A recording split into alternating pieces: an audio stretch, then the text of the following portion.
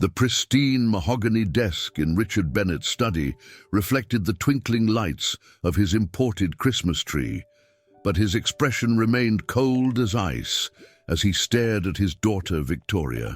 His voice cut through the tension like a steel blade. "You will marry James Harrison, and that's final." Victoria's hands trembled as she gripped the edge of her father's desk.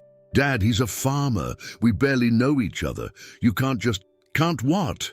Richard's eyes narrowed. "Can't ensure my daughter's future? Can't protect the legacy I've built?" He stood up, his imposing figure casting a shadow across the room. Harrison Farms sits on 5,000 acres of prime development land that will be essential for expanding Bennett Industries. Victoria felt her world spinning. Just yesterday, she had been preparing for another Christmas at their Manhattan penthouse, planning charity galas and social events. Now, her father was trying to marry her off like it was the 1800s. "This isn't about me at all, is it?" Her voice cracked. "It's about your precious business deals." Richard's expression softened slightly, but his resolve remained unshaken. "Everything I do is for this family, Victoria. The Harrisons may be farmers, but they're sitting on a gold mine. James is a good man you've met twice." Victoria's composure finally broke. "I'm not some medieval princess you can trade for a piece of land. No, you're my daughter." Richard's tone grew dangerously quiet. "And you've spent 26 years enjoying the privileges that come with being a Bennett. The private schools, the vacations, the trust fund. Now it's time for you to do your part." Victoria's chest tightened as tears threatened to spill. "By selling myself? By securing our family's future?" Richard pulled out a folder and placed it on the desk. "The prenup is already drafted. The wedding will be on Christmas Eve. Small, intimate, perfect for the holiday spirit the press loves so much." Victoria stared at the folder like it was a venomous snake. "And if I refuse?" Richard's face hardened. "Then you can say goodbye to your trust fund, your position at the foundation, and everything else that comes with the Bennett name. You'll be cut off completely." The reality of her father's threat hit Victoria like a physical blow. Her entire life, her identity, her security, all of it hinged on her compliance with this insane demand. "You're asking me to give up my life," she whispered. "I'm asking you to grow up," Richard countered, "to understand that sometimes we must make sacrifices for the greater good. James Harrison may be a farmer, but he's Harvard-educated, runs one of the largest agricultural operations in the state, and most importantly, he's agreed to this arrangement." Victoria's head snapped up. "He knows. He knows this is arranged?" Richard nodded. "Of course. James understands business, unlike you. He sees the potential in this merger, both personal and professional." The word merger made Victoria's stomach turn. She thought of James Harrison, the quiet, rugged man she'd briefly met at 2 charity functions. He'd seemed different from her usual social circle, more genuine perhaps, but the idea that he'd agreed to this medieval arrangement— "You have until tomorrow morning to decide," Richard said, his tone final. "The press release is ready either way. One announces your romantic Christmas Eve wedding to the charming owner of Harrison Farms. The other announces your choice to step down from all Bennett family obligations to pursue personal interests." Victoria stood on shaky legs, her mind racing. Everything she'd worked for, everything she'd built at the foundation, helping underprivileged children, all of it would disappear if she refused. "Merry Christmas, Dad," she said bitterly, turning to leave. "Victoria," Richard called after her, his voice softer now. "Someday you'll understand. Sometimes love grows from practical beginnings. Your mother and I—" "Don't!" Victoria cut him off, her hand on the doorknob. "Don't you dare bring Mum into this. She would be ashamed of what you're doing." As she closed the door behind her, Victoria heard her father's heavy sigh. Outside, snow was beginning to fall over Manhattan. The city preparing for another magical Christmas season. But for Victoria Bennett, the magic had just turned to ashes in her mouth. She had less than 24 hours to decide between her freedom and everything she'd ever known. And somewhere out there, a farmer named James Harrison was waiting to hear if he'd secured his business deal, a wife for Christmas. Have you ever felt forced to choose between your freedom and your family? Share your story in the comments and tell us how you handled it. Your experience could help others going through the same situation. The winter wind whipped across Harrison Farms as James stood at the edge of his property, watching the sunset paint the snow-covered fields in shades of gold and pink. His calloused hands gripped a wrinkled photograph, Victoria Bennett at last summer's charity gala, her smile reaching her eyes as she helped serve meals to homeless veterans. "You're nothing like your father," he whispered to the image, a mix of guilt and admiration churning in his stomach. His phone buzzed, Richard Bennett's name flashing on the screen. James let it ring twice before answering. "She hasn't decided yet," Richard's clipped voice came through. "But she will. The Bennett name means everything to her." James closed his eyes, remembering Victoria's genuine warmth when they'd met, how different she seemed from the cold world of Manhattan elite. "Maybe we should reconsider this whole thing, Mr. Bennett. Forcing her. Richard's laugh was sharp. "You're the one who came to me, James. Or have you forgotten our conversation last month?"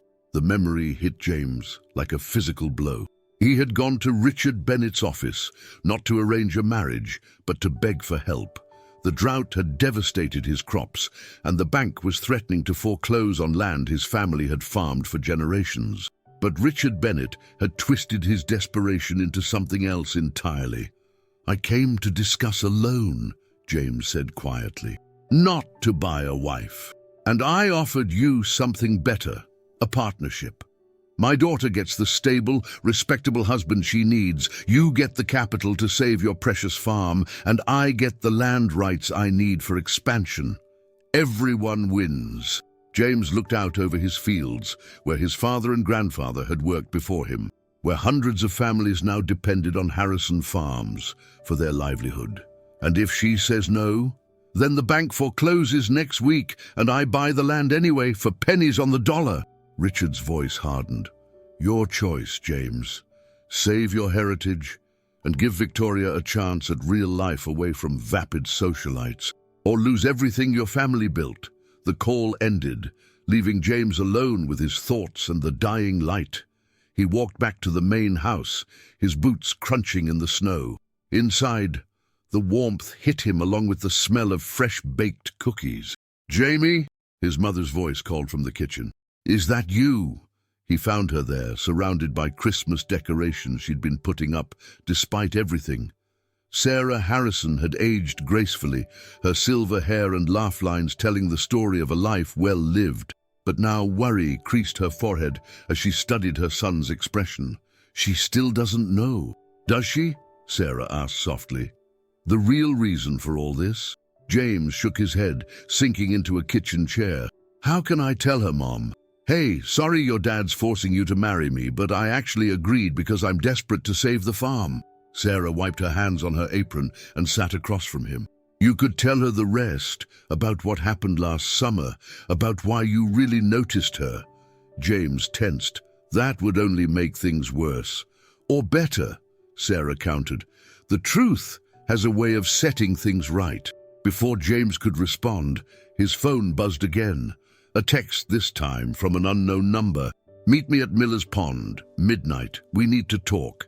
Victoria." His heart skipped a beat. Miller's Pond was at the edge of his property, a peaceful spot where he often went to think. How did she even know about it? "Mum," he said slowly, "what exactly did you do?" Sarah's eyes twinkled with a hint of mischief. "Let's just say I ran into a lovely young woman at the market this morning. She seemed lost, asking questions about Harrison Farms. I might have mentioned your favorite thinking spot." "Mom!" James stood up, panic and hope warring in his chest. "This isn't some Hallmark movie. You can't just—" "Can't what?" Sarah's voice was gentle but firm. "Can't give two people a chance to talk honestly? To find out if there's more to this arrangement than her father's schemes and your desperate need to save the farm?" James stared at the text message, remembering the first time he'd seen Victoria in person. Not at the charity gala, as everyone thought, but 3 months earlier, On a sweltering summer day, when she'd visited the farm incognito, asking questions about sustainable farming practices for her foundation's new initiative. She hadn't known he was the owner then, and he hadn't corrected her assumption that he was just another farmhand. For 2 hours, they'd talked about everything: her dreams for helping others, his passion for the land, their shared love of terrible dad jokes and fresh apple pie. It was the most real conversation he'd ever had, and he'd never told her the truth. "She's going to hate me," he whispered. Sarah stood and straightened his collar, just like she used to do when he was a boy. Or maybe, just maybe, she'll understand that sometimes the most beautiful things grow from rocky soil. As the clock ticked toward midnight, James Harrison prepared to face Victoria Bennett with the truth, all of it. What he didn't know was that Victoria had secrets of her own, and the next few hours would change everything they thought they knew about each other, about love, and about the true meaning of Christmas miracles. The winter wind whipped across Harrison Farms as James stood at the edge of his property, watching the sunset paint the snow-covered fields in shades of gold and pink. His calloused hands gripped a wrinkled photograph, Victoria Bennett at last summer's charity gala, her smile reaching her eyes as she helped serve meals to homeless veterans. "You're nothing like your father," he whispered to the image, a mix of guilt and admiration churning in his stomach. His phone buzzed, Richard Bennett's name flashing on the screen. James let it ring twice before answering. "She hasn't decided yet," Richard's clipped voice came through. "But she will. The Bennett name means everything to her." James closed his eyes, remembering Victoria's genuine warmth when they'd met. How different she seemed from the cold world of Manhattan elite. "Maybe we should reconsider this whole thing, Mr. Bennett. Forcing her. Richard's laugh was sharp. "You're the one who came to me, James. Or have you forgotten our conversation last month?" The memory hit James like a physical blow. He had gone to Richard Bennett's office, not to arrange a marriage, but to beg for help. The drought had devastated his crops, and the bank was threatening to foreclose on land his family had farmed for generations. But Richard Bennett had twisted his desperation into something else entirely. "I came to discuss a loan," James said quietly, "not to buy a wife. And I offered you something better, a partnership. My daughter gets the stable, respectable husband she needs. You get the capital to save your precious farm. And I get the land rights I need for expansion. Everyone wins." James looked out over his fields, where his father and grandfather had worked before him, where hundreds of families now depended on Harrison Farms for their livelihood. "And if she says no, then the bank forecloses next week and I buy the land anyway, for pennies on the dollar." Richard's voice hardened. "Your choice, James.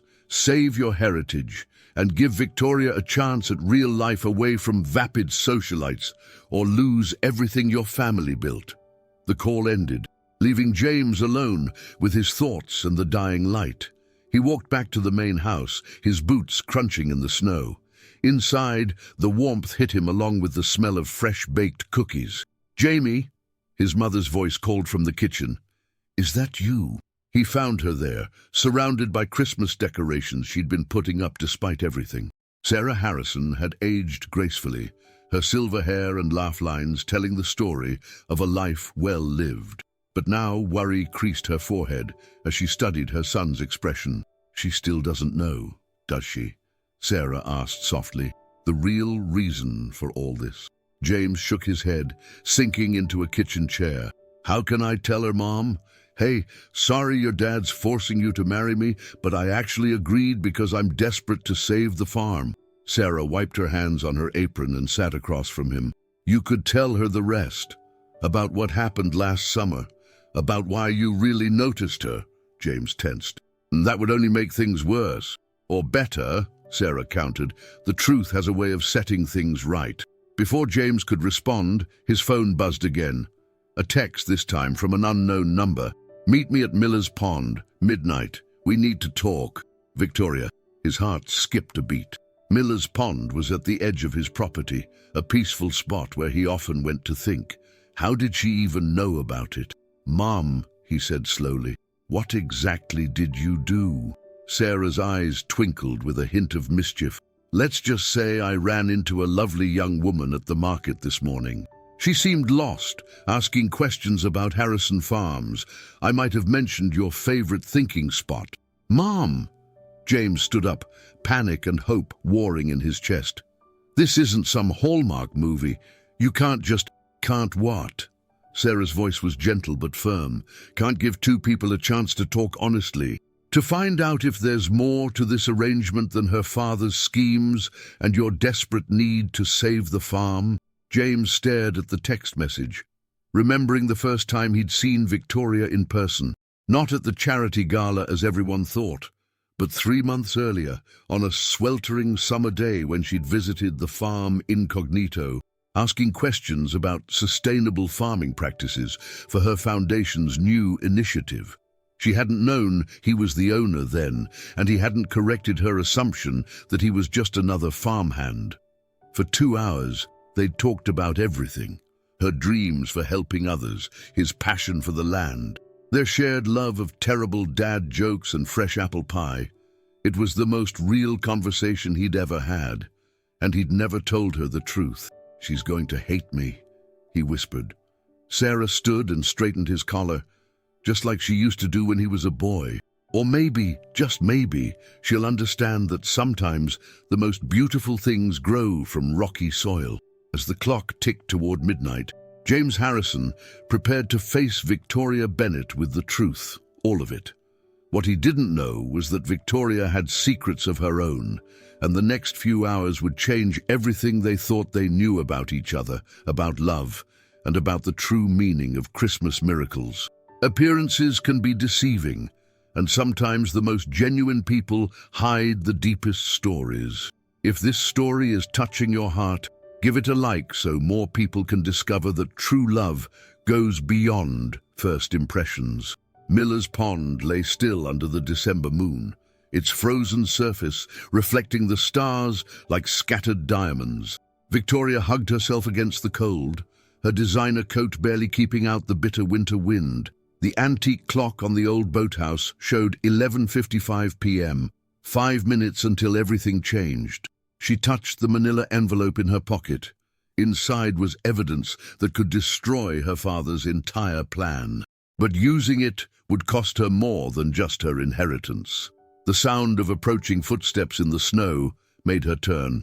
James Harrison emerged from the shadows, looking nothing like the polished businessman from the charity galas.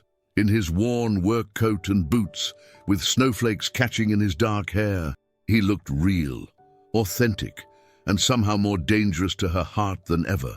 "You came," she said softly. "Did you think I wouldn't?" Victoria managed a bitter smile. "Honestly, I don't know what to think anymore. The man I met at those galas, the one who agreed to marry a stranger for business, I didn't think he'd show up. But the farmhand I met last summer, him I trusted." James stopped cold, his eyes widening. "You knew that you lied about who you were that day?" "Yes." Victoria's laugh was hollow. "Imagine my surprise when I walked into that first gala and saw the simple farmhand in a $1,000 suit, being introduced as James Harrison, owner of Harrison Farms." The pain in her voice made James flinch. "Victoria, I can explain." "Can you?" She pulled out the envelope. "Can you explain this too?" She handed it to him with trembling fingers. Inside were satellite photos of Harrison Farms, geological surveys, and a development proposal dated 3 months before her father's marriage ultimatum. "My father didn't approach you about this marriage, did he?" Victoria's voice cracked. "You went to him after you found out who I really was that summer day?" James stared at the documents, his face pale. "Where did you get these? Does it matter? The truth is right there in black and white. You knew your land had oil deposits, valuable ones. You needed capital to drill, but more than that, you needed my father's political connections to bypass environmental restrictions." Victoria's eyes filled with tears. "So you sold him on a perfect plan, a marriage to cement the deal, a Christmas wedding for the press to eat up. That's not..." James started, but Victoria wasn't finished.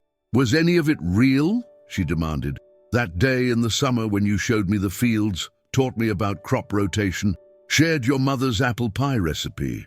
When you told me that working the land was about more than just profit, it was about being a steward of something greater than yourself. James took a step toward her, his face anguished. All of it was real. Victoria, please. Then why? She backed away, her voice breaking. Why did you agree to this charade? Because I'm about to lose everything. The words burst from him like a dam breaking. The drought this year was catastrophic. The bank's calling in loans I can't repay. Without capital, I'll lose the farm, and 300 families who depend on it will lose their livelihoods. He ran a hand through his hair. Snow falling from the strands. When I met you that summer day, I had no idea who you were. You were just this incredible woman who actually cared about sustainable farming, who laughed at my terrible jokes, who saw the beauty in this land the way I do. Finding out you were Victoria Bennett felt like fate, so you decided to manipulate that fate, Victoria said quietly. No! James stepped forward, grabbing her hands. They were warm despite the cold. I went to your father for a loan. He's the one who suggested the marriage, said it would be perfect. The wealthy heiress and the humble farmer, a modern fairy tale. Victoria tried to pull away, but James held firm. I should have said no, he continued, should have found another way. But then your father showed me something. Records of every donation you'd made to small farming communities, every hour you'd spent volunteering. He said you were wasting your potential on lost causes, that you needed someone to ground you in reality. Victoria's breath caught. He showed you my private foundation records. He showed me who you really were. Someone who cared more about helping others than about profit margins. Someone who could understand why I can't let this farm fail. James's voice softened. Someone I was already falling in love with. The confession hung in the frozen air between them. Victoria stared at their joined hands, her mind racing. The oil deposits, she whispered. Are they real? James nodded slowly. But I never planned to drill. The surveys were done years ago. I needed to know what I was protecting. That land isn't meant for oil rigs, Victoria. It's meant for growing things, for sustaining life. Then why show the surveys to my father? I didn't. James's jaw tightened. He must have done his own research, which means he's playing us both. Victoria finished. The marriage isn't about the farm at all. It's about the oil. Once we're married, he'll have the family connection he needs to pressure you into drilling. The realization hit them both at the same time. They weren't just pawns in a business arrangement. They were pieces in Richard Bennett's larger game. A game where billions in oil money waited beneath fertile soil that James had sworn to protect.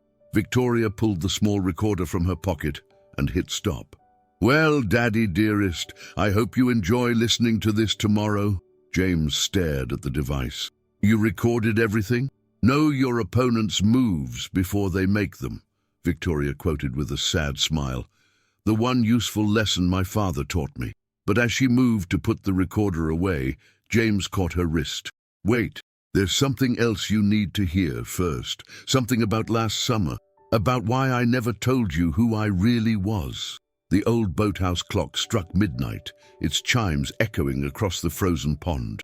As Christmas Eve officially began, two people caught in a web of lies and manipulation stood in the snow, about to discover that sometimes the greatest miracles come not from grand gestures or perfect plans, but from the simple courage to tell the truth. Do you believe true love can survive lies? Does James deserve a chance to explain himself? Subscribe so you don't miss the moment when the truth comes out and discover if love can overcome distrust.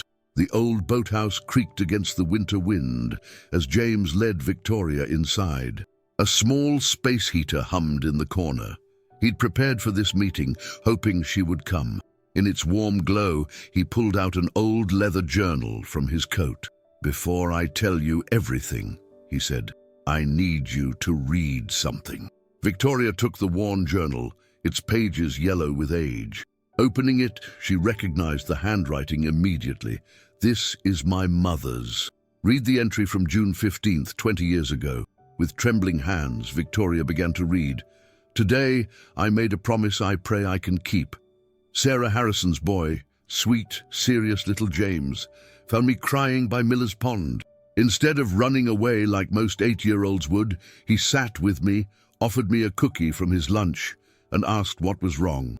How do you explain to a child that his friend's mother is dying of cancer? That you feel helpless watching your daughter's best friend lose her mother while you can't do anything to stop it? Victoria looked up sharply. Amy Martinez? This is about Amy's mother? James nodded. Keep reading. But this remarkable child just took my hand and said something I'll never forget. My dad says when the land is hurting, we don't give up. We find a way to heal it. Maybe we can heal Mrs. Martinez too. He then told me about an experimental treatment his father had read about, one that the insurance companies wouldn't cover. The conviction in his young voice moved me to tears. Victoria's voice caught as she continued reading. I made 2 promises today. To James, I promised to help fund Mrs. Martinez's treatment through an anonymous donation. To myself, I promised to always remember that wisdom and compassion can come from the most unexpected places, even from a farmer's son who reminded me what it means to truly care for others. The journal slipped from Victoria's fingers. The anonymous donor who paid for Amy's mother's treatment. That was my mother. Your mother saved my best friend's mum, James said softly. She gave Amy 6 more years with her mother.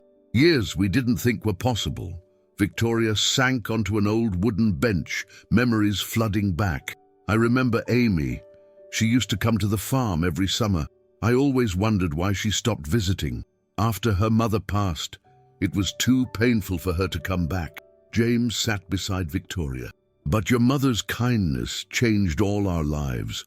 It showed me that sometimes the people with wealth and power can choose to use it for good. That money doesn't have to corrupt. Why didn't you ever tell me this before? James ran a hand through his hair. That summer day when you showed up at the farm, asking questions about sustainable farming, you reminded me so much of your mother, the same passion for helping others, the same genuine heart. I wanted to get to know you as just you, not as Eleanor Bennett's daughter. Victoria closed her eyes, tears slipping down her cheeks. Mom died 3 years ago. Sometimes I feel like I'm losing her all over again. She never stopped helping people, Victoria, even after she got sick. James pulled out a stack of letters from the journal. These came every Christmas. Anonymous donations to families in need, all through your mother's foundation. The last one came 2 weeks before she died. Victoria opened one of the letters with shaking hands. Inside was a check and a simple note. Remember Miller's Pond. Remember that healing takes time and love. E. The Martinez family wasn't the only one she helped, James continued. There were dozens of families over the years. She never wanted recognition. She just wanted to make a difference. Like the work I'm doing with my foundation, Victoria whispered. Dad always said I was wasting my time, that charity wouldn't change the world. But I was following in her footsteps without even knowing it. James took her hand. Your father sees the world in terms of profit and loss. He never understood what your mother knew, that true wealth isn't about what you have, but about what you give. Victoria stood suddenly, pacing the small boathouse. All this time, Dad's been using Mum's memory to manipulate me, saying she would want me to be practical, to think about the family legacy, but she was secretly building a different kind of legacy. A legacy you're carrying on, James said. That's why I can't let your father destroy this land. It's not just about the farm or the families who depend on it. It's about preserving a place where people like your mother believed miracles were possible. Victoria turned to him, her eyes shining with new purpose. The recorder, the evidence about the oil. We can use it to stop him. It would destroy him, James warned. Everything he's built. No, Victoria's voice was firm. It would destroy what he's become. Maybe losing everything is exactly what he needs to remember who he used to be, the man my mother loved, the man who once cared about more than just profit margins. The heater sputtered and died, leaving them in the dim light of the moon through the windows. But neither of them felt the cold anymore. Something was burning brighter than any physical warmth. understanding, purpose, and perhaps something else they weren't ready to name yet. "Whatever you decide," James said quietly, "I want you to know that my feelings for you are real." They started that summer day and only grew stronger. The marriage arrangement, I convinced myself it was the only way to save the farm, but I should have trusted in something else. "What's that?" "The same thing your mother did, that sometimes the greatest miracles come from simply having faith in people's hearts." As Christmas Eve dawned outside, Victoria Bennett stood in a weathered boathouse, holding her mother's journal and facing a choice that would change not just her life, but the lives of everyone touched by her father's ambition. The truth had finally come to light, but the real miracle was still waiting to unfold. Mothers have a special way of continuing to guide us, even when they're no longer here. If this story made you think of someone special who's no longer with you but whose lessons live on, share it in the comments. Sometimes sharing our memories is the best way to keep their legacy alive. Christmas morning dawned over Manhattan with a fresh blanket of snow, transforming the city into a glittering wonderland. In Richard Bennett's penthouse office, the usual sounds of business calls and keyboard clicks were replaced by heavy silence. He stood at the window, watching snowflakes dance against the glass, when his secretary's voice crackled through the intercom. "Sir, your daughter and James Harrison are here." Richard straightened his tie, a small smile playing at his lips. Everything was proceeding according to plan. "Send them in." But when Victoria and James entered, something in their expressions made his smile fade. Victoria carried their mother's old leather journal in one hand and a small USB drive in the other. Her eyes, so much like Eleanor's, held a mixture of sadness and determination that Richard hadn't seen since his wife's final days. "Merry Christmas, Dad," Victoria said softly. "We need to talk about Mom." Richard's hand tightened on his desk. "This isn't the time for—" "It's exactly the time," Victoria interrupted, placing Eleanor's journal on his desk. 20 years ago, Mom made a promise by Miller's Pond. Do you remember Miller's Pond, Dad? The place where you proposed to her, where you promised to build a life based on love and compassion, not just profit?" The color drained from Richard's face. "How did you—" "She kept journals," Victoria continued. "She wrote about everything, including the anonymous donations she made through her foundation, the lives she changed, the legacy she was building while you were building skyscrapers." James stepped forward, his presence solid and grounding beside Victoria. "Mr. Bennett, your wife saved my best friend's mother, Est. Gave her years she wouldn't have had otherwise. She showed me that wealth could be a force for good, not just a tool for power." Richard sank into his chair, looking suddenly older. "Eleanor always had a soft heart, sometimes too soft for her own good." "No, Dad," Victoria's voice cracked with emotion. "Her heart was exactly right. She understood something you've forgotten, that true legacy isn't measured in dollars or acres, but in the lives we touch and the changes we inspire." She placed the USB drive on his desk next to the journal. "On this drive, you'll find two things. First, the recording from Miller's Pond last night, where your entire plan about the oil deposits came to light. Second, a detailed report of every anonymous donation Mom made over the years, matched with the lives that were changed." Richard's hand shook as he reached for the drive. "You're blackmailing me?" "I'm trying to save you." Victoria's eyes filled with tears. "The same way Mom tried to save you all those years ago, when she saw you starting to lose yourself to ambition." James cleared his throat. "Sir, I won't drill for oil on Harrison Farms. Not now, not ever. That land feeds hundreds of families, provides sustainable agriculture for communities in need, and stands as a testament to what your wife believed in, that profit without purpose is meaningless." "And what about the bank?" Richard's voice held a challenge. "Without my investment, you'll lose everything." Victoria straightened her shoulders. "No, he won't, because I'm investing my entire trust fund in Harrison Farms, not as a wife fulfilling an arranged marriage, but as a partner who believes in what the farm represents." Richard stood abruptly, anger flashing in his eyes. "You would throw away your inheritance on a farm?" I'm investing it in hope, Victoria corrected, in the kind of legacy Mom believed in. And I'm not the only one. She pulled out a stack of papers. These are pledges from every major donor to my foundation. They believe in sustainable agriculture, in supporting local communities. Together we're creating a network of protected farmland that can never be developed or exploited. James stepped forward, placing a hand on Victoria's shoulder. Mr. Bennett, this isn't about defeating you. It's about reminding you of who you used to be. The man who fell in love by a pond, who promised to make the world better, not just richer.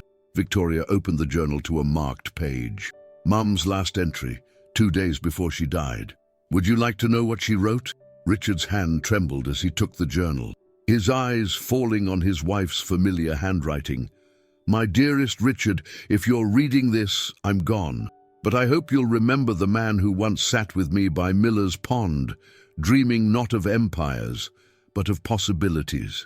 The man who promised to use his gifts to lift others up, not tear them down. You've built towers that touch the sky, my love, but don't forget to keep your feet on the ground where real miracles grow. Our Victoria has your strength and my heart. Trust in that combination. It will lead you back to what matters. Richard's legs gave out, and he sank back into his chair. For the first time in years, tears rolled down his cheeks. I've become something she would hate, haven't I? Victoria knelt beside her father's chair, taking his hand. No, Dad. You've become something she knew you could fix. That's why she left the journals, the records of her work. She believed in second chances, in Christmas miracles. James watched as decades of hardness seemed to melt from Richard Bennett's face. The titan of industry was gone, replaced by a father remembering what it meant to love something more than power. The press release, Richard said finally, his voice rough with emotion. The one about your Christmas wedding. I can have it cancelled. Victoria and James exchanged a look that spoke volumes. Actually, Dad, Victoria smiled, we'd like to keep the wedding, just not as a business arrangement. Richard looked between them, understanding dawning in his eyes. You mean we fell in love, James said simply. Not because of your plans or arrangements, but in spite of them. Last summer, when we first met at the farm, we both felt something real, something true, like you and Mom by Miller's Pond, Victoria added softly. Richard stood, walking to the window where snow continued to fall over the city. For a long moment, he was silent, and Victoria held her breath, feeling James's steady presence behind her. Finally, Richard turned. In his eyes was something Victoria hadn't seen since her mother died. Hope, you're right, he said quietly, about everything. Eleanor, your mother, she would be so proud of you, Victoria, and so ashamed of what I've become. He looked at James. Take care of my daughter. Mr. Harrison, not because of business or arrangements, but because she deserves someone who sees her heart. I will, sir, James promised. Every day. Richard picked up the USB drive and his wife's journal. I'll need time to fix things, to remember who I was before power became everything. We know. Victoria hugged her father, feeling his arms wrap around her like when she was small. That's what Christmas miracles are for. Later that evening, as snow fell softly over Miller's Pond, Victoria and James stood in the spot where her parents had once pledged their love, where her mother had made a promise that changed lives, and where their own story had found its truth. You know, James said, pulling her close, your mother was right about miracles growing from the ground up. Victoria smiled, watching the Christmas lights from the farmhouse reflect off the snow. She was right about a lot of things, about love being stronger than ambition, about change being possible when we remember what truly matters, and about Christmas miracles. Victoria turned in his arms, seeing in his eyes the same love that had first sparked that summer day. Those two. But the real miracle isn't in grand gestures or perfect plans. It's in the small moments of truth, in choosing love over power, in remembering that the greatest things in life grow from humble seeds planted with faith. As Christmas stars twinkled overhead, Victoria Bennett and James Harrison shared their first kiss as an engaged couple. not bound by contracts or arrangements, but by something far stronger. The simple, profound miracle of two hearts finding their way home to each other. And in his Manhattan office, Richard Bennett sat reading his wife's journals long into the night, rediscovering the man he used to be, and finding that sometimes the greatest gift we can receive is the chance to remember what we were meant to be all along. In the years that followed, Harrison Farms became a beacon of sustainable agriculture, protecting not just the land, but the dreams of future generations. The Bennett Foundation, under Victoria's leadership and with her father's renewed support, transformed countless lives through programs that honored Eleanor's legacy of quiet, powerful change. And every Christmas Eve, they gathered by Miller's Pond, farmer and city girl, father and daughter, families helped and lives touched, to celebrate not just the marriage of two people, but the miracle that happens when love opens hearts. Truth lights the way, and the simple wisdom of caring for others transforms not just the land, but the very souls of those who work it. For in the end, the greatest Christmas miracle wasn't about saving a farm or changing a father's heart or even finding true love. It was about remembering that within each of us lies the power to choose who we become, to heal what is broken, and to believe that sometimes the most precious gifts come wrapped not in paper and ribbons, but in the simple courage to be who we were always meant to be. What would you do if you had to choose between true love and your family's expectations? Do you think Victoria's father made the right decision in the end? Or should he have stuck to his business convictions? Share your thoughts in the comments.